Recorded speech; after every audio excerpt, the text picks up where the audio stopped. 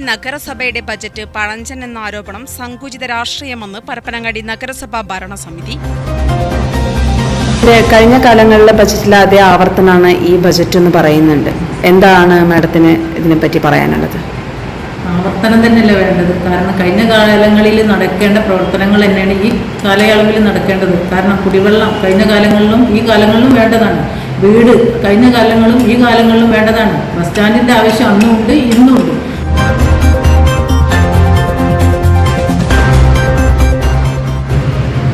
വികസന വിരോധികൾ അതിനുവേണ്ടി പാരവെക്കുകയും അങ്ങനെയാണ് നമുക്ക് പരപ്പനങ്ങാടിയിലേക്ക് കിട്ടിയൊരു ബസ് സ്റ്റാൻഡ് നഷ്ടപ്പെട്ടത്. UDFന്റെ ഭരണസമിതിയുടെ തുടർച്ചയെന്നോണം ചെയ്തുവെച്ച കാര്യങ്ങൾ പൂർത്തീകരിക്കേണ്ടതുണ്ട്. നമസ്കാരം, ഞാൻ സുബൈദ, പരപ്പനങ്ങാടി മുനിസിപ്പൽ ചെയർപേഴ്സണാണ്. 2025 ഡിസംബറിലാണ് ഞങ്ങൾ ഈ അധികാരം ഏൽക്കുന്നത്. കഴിഞ്ഞ ഭരണസമിതിയുടെ തുടർച്ചയായിട്ടാണ് ഞങ്ങൾ ഇങ്ങോട്ട് മുന്നോട്ട് പോകുന്നത്. അവർ ബാക്കി വെച്ച ഒരുപാട് പദ്ധതികൾ ഞങ്ങൾക്ക് നടപ്പിലാക്കേണ്ടതുണ്ട്. അതുപോലെ ഈ ഞങ്ങളുടെ ഭരണസമിതിയുടെ മൊത്ത ലക്ഷ്യം എന്ന് വെച്ചാൽ കുടിവെള്ളക്ഷാമം അനുഭവിക്കുന്ന ഒരുപാട് പേരുണ്ട്. കടലോരത്ത് ഉപ്പുവെള്ളം വരുന്ന ഒരു സംഭവമുണ്ട്. അതെല്ലാം അതിനൊക്കെ ഒരു മാറ്റം വരുത്തി കുടിവെള്ള പദ്ധതിക്ക് ഒരു മുൻതൂക്കം കൊടുത്തുകൊണ്ടാണ് ഞങ്ങൾ ഈ പ്രാവശ്യം ബജറ്റ് മുന്നോട്ട് കൊണ്ടുപോകുന്നത്. കഴിഞ്ഞ കാലങ്ങളിലെ ബജറ്റിലെ അതേ ആവർത്തനമാണ് ഈ ബജറ്റ് എന്ന് പറയുന്നുണ്ട്. എന്താണ് മാഡത്തിന് ഇതിനെപ്പറ്റി പറയാനുള്ളത്? ആവർത്തനം തന്നെയല്ലേ വേണ്ടത്. കാരണം കഴിഞ്ഞ കാലങ്ങളിൽ നടക്കേണ്ട പ്രവർത്തനങ്ങൾ തന്നെയാണ് ഈ കാലയളവിൽ നടക്കേണ്ടത്. കാരണം കുടിവെള്ളം കഴിഞ്ഞ കാലങ്ങളിലും ഈ കാലങ്ങളിലും വേണ്ടതാണ്. വീട് കഴിഞ്ഞ കാലങ്ങളിലും ഈ കാലങ്ങളിലും വേണ്ടതാണ്. ബസ് സ്റ്റാൻഡിൻ്റെ ആവശ്യം അന്നും ഉണ്ട്, ഇന്നും ഉണ്ട്. അപ്പോൾ അതെല്ലാം അന്നത്തെ ബജറ്റിൽ അന്ന് വന്നു. അതേപോലെ തന്നെയാണ് ഇത് വന്നത്. ഒരു കുറ്റമായിട്ട് നമുക്ക് തോന്നിയിട്ടില്ല. പരപ്പനങ്ങാടി ബസ് സ്റ്റാൻഡ് പരപ്പനങ്ങാടിക്കാരുടെ ഒരു സ്വപ്ന പദ്ധതിയാണെന്ന് തന്നെ പറയാം. കാരണം ഒരുപാട് യാത്രക്കാർ ബുദ്ധിമുട്ടുന്നുണ്ട്. അപ്പോൾ എല്ലാ വർഷത്തെ ബജറ്റിലും അതിനൊരു നീക്കിയിരിപ്പുണ്ടാവും. പക്ഷേ അതൊരു പ്രാവർത്തികമാക്കിയിട്ടില്ല ഇതുവരെ. അപ്പോൾ അതൊരു മാറ്റം ഈ ഒരു വർഷം നമുക്കത് പ്രതീക്ഷിക്കാൻ പറ്റുമോ? തീർച്ചയായും നമുക്കത് പ്രതീക്ഷിക്കാം. കാരണം കുറേ കാലമായിട്ട് ഈ പരപ്പനങ്ങാടിക്കാരുടെ ഒരു സ്വപ്നമാണ് ഈ ഒരു ബസ് സ്റ്റാൻഡ്. അതിനുവേണ്ടി കുറേ കാലങ്ങൾക്ക് മുന്നേ തന്നെ നമ്മളൊരു മുന്നത്തെ വൈസ് പ്രസിഡൻറ്റ് ജമാലാക്ക അവരെ ഒരു സ്ഥലം കാണുകയും അവിടെ നമ്മൾ ബസ് സ്റ്റാൻഡ് നിർമ്മിക്കാൻ ഉദ്ദേശിക്കുകയും ചെയ്തതാണ്. പക്ഷേ എന്തൊക്കെ സമ്മർദ്ദം മൂലം അത് ഇല്ലാണ്ടായി. പിന്നെ തുടർന്ന് ഇപ്പോൾ ഈ മുനിസിപ്പാലിറ്റീൻ്റെ ബാക്കിൽ നമ്മൾ ബസ് സ്റ്റാൻഡ് ഉണ്ടാക്കാനുള്ള എല്ലാ നടപടികളും സ്വീകരിച്ചു വരുന്നു. അതിന് തടസ്സം നിൽക്കുന്നതെന്ന് വെച്ചാൽ ഒരു വില്ലേജ് ഓഫീസ്, ഒരു മീൻ മാർക്കറ്റൊക്കെ ഉണ്ടായിരുന്നു. അത് പൊളിച്ചു മാറ്റാനുള്ള നമുക്കുള്ള അതിന് പെർമിഷൻ കിട്ടണ്ട. സർക്കാരിൽ നിന്ന് അതിന് പെർമിഷൻ കിട്ടാത്തത് കൊണ്ടാണ് അത്തരം കാര്യങ്ങൾക്ക് ഇങ്ങനെ സമയം നീണ്ടുപോയത്. എന്തായാലും അതിനുള്ള ഒരുപാട് കാര്യങ്ങൾ നമ്മൾ ചെയ്തുകൊണ്ടിരിക്കുകയാണ്. എന്തായാലും തീർച്ചയായും നമ്മൾ ബസ് സ്റ്റാൻഡ് ഇവിടെ എത്തിയിരിക്കും. ഞങ്ങൾ ഇറങ്ങുന്നതിന് മുന്നേ എന്തായാലും ബസ് സ്റ്റാൻഡ് ഉദ്ഘാടനം ചെയ്തിരിക്കും. നമ്മളെ ആ ആരോപണം ഉന്നയിക്കുന്ന സമയത്ത് പറഞ്ഞിട്ടുള്ളത് വെച്ചാൽ കഴിഞ്ഞ 10 ബജറ്റുകളിൽ ഈ ബസ് സ്റ്റാൻഡിന് വേണ്ടി ഫണ്ട് വെച്ചിട്ടുണ്ടെന്നാണ് പറഞ്ഞിട്ടുള്ളത്. ഞങ്ങളെ UDFൻ്റെ ഭരണസമിതിക്ക് അഭിമാനിക്കാൻ പറ്റിയൊരു സംഗതി. കാരണം 10 വർഷമായിട്ട് നമ്മൾ ഈ ബസ് സ്റ്റാൻഡിന് വേണ്ടി പിന്നാലെ ഉണ്ട് എന്നുള്ള പൊതുസമൂഹത്തിനെ അറിയിച്ച ഈ പ്രതിപക്ഷത്തിന് വലിയ നന്ദി അറിയിക്കുകയാണ്. കാരണം ഈ ഭരണസമിതികൾ ബസ് സ്റ്റാൻഡുമായി മുന്നോട്ട് പോയിട്ടുണ്ട് എന്നുള്ളതാണ് അതിലൂടെ തെളിയുന്നത്. ഏതായാലും നമ്മൾ ഈ ഏറ്റെടുത്തിട്ടുള്ള ഈ ഭരണസമിതിയിൽ ഈ ബസ് സ്റ്റാൻഡ് നമ്മൾ പൂർത്തീകരിക്കുമെന്നാണ് പൊതുസമൂഹത്തിന് ഞങ്ങൾക്ക് പറയാനുള്ളത്. ഭരണ തുടർച്ച വരുമ്പോൾ പദ്ധതികളുടെ പൂർത്തീകരണം ബജറ്റിൽ ഉൾപ്പെടുത്തുന്നത് സ്വാഭാവികമാണ്. കേന്ദ്രാവിഷ്കൃത പദ്ധതിയായ അമൃത് നഗർ കുടിവെള്ള പദ്ധതി നഗരസഭയിൽ നടപ്പിലാക്കുന്നതോടെ തീരദേശത്തും ജലദൗർലഭ്യം നേരിടുന്ന പ്രദേശങ്ങളിലും കുടിവെള്ളം എത്തിക്കാനാകും. കേന്ദ്ര സംസ്ഥാന തദ്ദേശ സ്ഥാപന വിഹിതത്തോടെയാണ് പദ്ധതി നഗരസഭയിൽ നടപ്പിലാക്കുന്നതെന്ന് നഗരസഭാ ചെയർപേഴ്സൺ P. സുബൈദ പറഞ്ഞു. ബസ് സ്റ്റാൻഡ് വിഷയത്തിൽ ഭൂമി ലഭ്യമാക്കുകയായിരുന്നു പ്രധാന വെല്ലുവിളി. ഓരോ വാർഷിക ബജറ്റിലും ഇതിനായി തുക വകയിരുത്തിയിരുന്നുവെങ്കിലും സ്വകാര്യ മേഖലയിലെ ബസ് സ്റ്റാൻഡ് വരുന്നതിന് വികസന വിരോധികൾ എതിർത്തതുകൊണ്ടാണ് പദ്ധതി നീണ്ടുപോയത്. ഇപ്പോൾ നഗരസഭാ കാര്യാലയത്തിന് പിന്നിലെ മീൻ മാർക്കറ്റ് നിൽക്കുന്ന ഭൂമിയിൽ ആധുനിക സൗകര്യങ്ങളോടുകൂടിയ ബസ് സ്റ്റാൻഡിന് കഴിഞ്ഞ ഭരണസമിതി ചെയർമാൻ DPR സമർപ്പിച്ചിട്ടുണ്ട്. ഈ വാർഷിക ബജറ്റിൽ 3 കോടി രൂപ വകയിരുത്തിയിട്ടുണ്ടെന്നും നഗരസഭാ വൈസ് ചെയർപേഴ്സൺ ഷമീം കിഴക്കിനിയത്ത് പറഞ്ഞു. ഞാൻ ഷമീം കിഴക്കിനിയത്ത്, പരപ്പനങ്ങാടി നഗരസഭ ഡെപ്യൂട്ടി ചെയർപേഴ്സണാണ്. ഞാൻ പരപ്പനങ്ങാടി കോപ്പറേറ്റീവ് സർവീസ് ബാങ്കിൽ ഇന്ത്യൻ ഓഡിറ്റർ കം മാനേജറായിട്ട് വർക്ക് ചെയ്യുന്നു.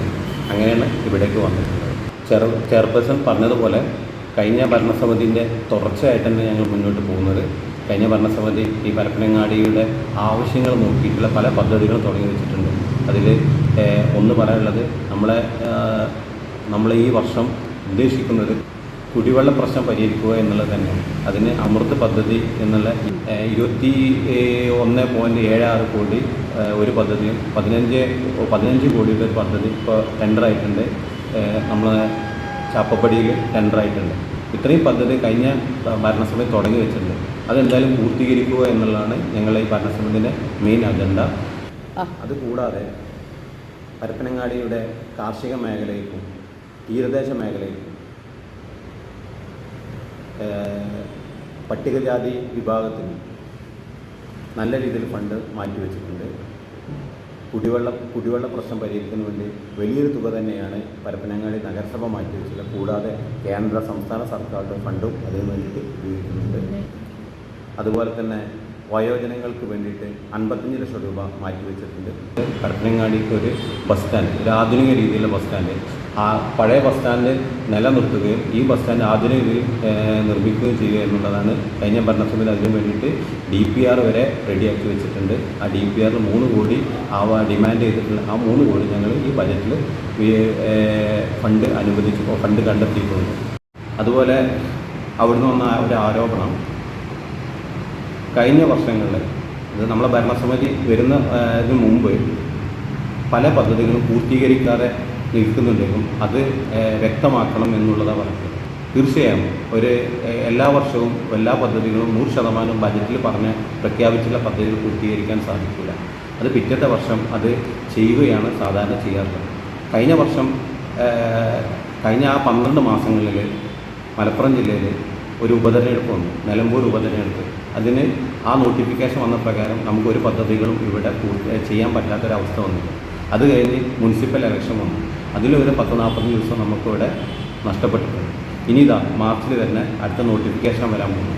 ഇത്രയും ദിവസങ്ങൾ നമ്മൾ ചെയ്യേണ്ട പ്രവൃത്തികൾ, അതായത് നമ്മൾ കാൽക്കുലേറ്റ് ചെയ്ത് വന്ന പ്രവൃത്തികൾ ആ ദിവസങ്ങളാണ് നമുക്ക് നഷ്ടപ്പെട്ടുകൊണ്ടിരിക്കുന്നത്. ഇതൊക്കെ നമ്മുടെ പ്രവൃത്തികൾക്ക് പൂർത്തീകരണത്തെ നഷ്ടപ്പെടും. തീർച്ചയായും അത്തരം നമ്മൾ കഴിഞ്ഞ വർഷം ഏറ്റെടുത്ത എല്ലാ പദ്ധതികളും നമ്മൾ 2026-27 ഉൾപ്പെടുത്തി അത് പൂർത്തീകരിക്കാൻ വേണ്ട നടപടി സ്വീകരിക്കുന്നതായിരിക്കും ഈ ബജറ്റ്.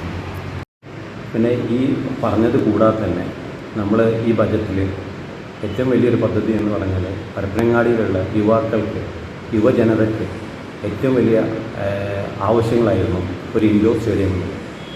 കഴിഞ്ഞ അബ്ദുറബ്ബ് സാഹിബ് മന്ത്രിയായിരുന്ന സമയത്ത് പരപ്പനങ്ങാടിക്ക് അനുവദിച്ച ഇൻഡോർ സ്റ്റേഡിയം പല കാരണങ്ങളും നീണ്ടുപോവുകയും MLA ഫണ്ട് വെച്ച് നമ്മൾ ഇതുവരെയുള്ള പ്രവൃത്തികൾ തീർക്കുകയും ചെയ്തു. അതിലേക്ക് വേണ്ടിയിട്ട് ഈ ഭരണസമിതി 50 ലക്ഷം രൂപ മാറ്റിവെച്ചിട്ടുണ്ട്. കൂടാതെ MLAയുടെ ആസ്തി വികസന ഫണ്ടിൽ നിന്നും 99 ലക്ഷം രൂപയും നമുക്ക് ലഭിച്ചിട്ടുണ്ട്. കൂടാതെ പരപ്പനങ്ങാടിയിലുള്ള ഔക്കാദ് കുട്ടിനഹ സാഹിബ് സ്റ്റേഡിയത്തിലേക്ക് അതിൻ്റെ അറ്റകുറ്റപ്പണികൾക്ക് 35 ലക്ഷം രൂപയും ഈ ഭരണസമിതി മാറ്റിവെച്ചിട്ടുണ്ട്. പല പദ്ധതികൾക്കും സർക്കാരിൻ്റെ ഭാഗത്തുനിന്ന് മാനദണ്ഡം ഇല്ലാത്തത് കൊണ്ട് നമുക്ക് പലതും ചെയ്യാൻ പറ്റാത്തതുണ്ട്. എന്നിരുന്നാലും ഇപ്പോൾ ഇവിടെ നമ്മുടെ കഴിഞ്ഞ പ്രതിപക്ഷം ആരോപിച്ച പോലെ സിവിൽ സർവീസസ് കോഴ്സുകൾക്കൊക്കെ വേണ്ടിയിട്ടുള്ള ഫണ്ട് വെക്കണമെന്ന് പറഞ്ഞു. പക്ഷെ നമുക്ക് മാനദണ്ഡത്തിൽ അത് ഇല്ലാത്തത് കൊണ്ട് നമുക്കതിന് ഫണ്ട് വെക്കാനുള്ള പ്രശ്നങ്ങളുണ്ട്. എന്നിരുന്നാലും നമ്മുടെ വിദ്യാഭ്യാസം അനുബന്ധ പ്രവർത്തനം നമ്മൾ 50 ലക്ഷം അതിനു വേണ്ടി മാറ്റിവെച്ചിട്ടുണ്ട്. വരും തലമുറയ്ക്ക് സാമ്പത്തിക ബാധ്യത കൊണ്ട് ജിമ്മിൽ പോകാനൊക്കെ ബുദ്ധിമുട്ടുകൾക്ക് വേണ്ടി ഓപ്പൺ ജിംനേഷ്യവും നമ്മൾ വിഭാവനം ചെയ്തിട്ടുണ്ട്. ഇതുപോലെയുള്ള എല്ലാ മേഖലയിലും തൊട്ടിട്ടുള്ളൊരു ബജറ്റാണ് നമ്മളിത് അവതരിപ്പിച്ചിട്ടുള്ളത്. അത് നമ്മുടെ ബജറ്റ് കണ്ടിട്ടുള്ള, അത് വായിച്ച് നോക്കി പഠിച്ചുള്ള ഒരാൾക്ക് മനസ്സിലാവുന്നതാണ്. ഈ ആരോപണം വെറും ആരോപണങ്ങൾ മാത്രമാണ്. അത് ഒരു പ്രതിപക്ഷ ആരോപണം മാത്രമായിട്ട് ആരോപണം തള്ളിക്കളയണമെന്നാണ് ഈ ഭരണസമിതിക്ക് പറയാനുള്ളത്. നഗരസഭാ ചെയർപേഴ്സൺ എന്ന നിലയ്ക്ക് എന്താണ് മാഡത്തിന് ജനങ്ങളോട് പറയാനുള്ളത്? 56 വാർഡിൽ നിന്നുള്ള ജനങ്ങൾ ഓരോ ദിവസവും പല കാരണങ്ങൾക്ക് ഇവിടെ വന്നുകൊണ്ടിരിക്കുകയാണ്. അപ്പോൾ അവരെ നിരാശപ്പെടുത്താണ്ട് ഒരൊറ്റ വട്ടം വന്നിട്ട് തന്നെ അവരുടെ കാര്യങ്ങൾ ചെയ്തു കൊടുക്കാൻ വേണ്ടിയിട്ട് ഉദ്യോഗസ്ഥന്മാരോട് കഴിയുന്ന കാര്യങ്ങൾ ഒരു ദിവസം കൊണ്ട് തന്നെ ചെയ്തു കൊടുക്കാൻ വേണ്ടിയിട്ട് ഇനി ഉദ്യോഗസ്ഥന്മാരെ അത്തരം കാര്യങ്ങൾ ചെയ്തു കൊടുത്തുകൊണ്ട് അവരെ നിരാശപ്പെടുത്താൻ മടക്കി അയക്കുന്ന ഒരു കൂട്ടത്തിലാണ്. ജനങ്ങൾക്ക് എപ്പോൾ വേണമെങ്കിലും എന്ത് ആവശ്യങ്ങൾക്ക് വേണ്ടിയാണെങ്കിലും ഈ ചെയർപേഴ്സൺ എന്ന നിലയിൽ എൻ്റെ അടുത്ത് വരാവുന്നതോ എന്നോട് കാര്യങ്ങൾ അന്വേഷിക്കാവുന്നതാണ്. ഞാൻ ഈ ചെയർപേഴ്സൺ സ്ഥാനത്ത് ഇരുന്നു കൊണ്ട് അവർക്ക് ചെയ്യാൻ പറ്റുന്ന എന്ത് കാര്യങ്ങളാണെങ്കിലും, എനിക്ക് പറ്റുന്ന എന്ത് കാര്യമാണെങ്കിലും അവർക്ക് ഞാൻ ചെയ്തു കൊടുക്കും. പരപ്പനാടൻ പൾസ്.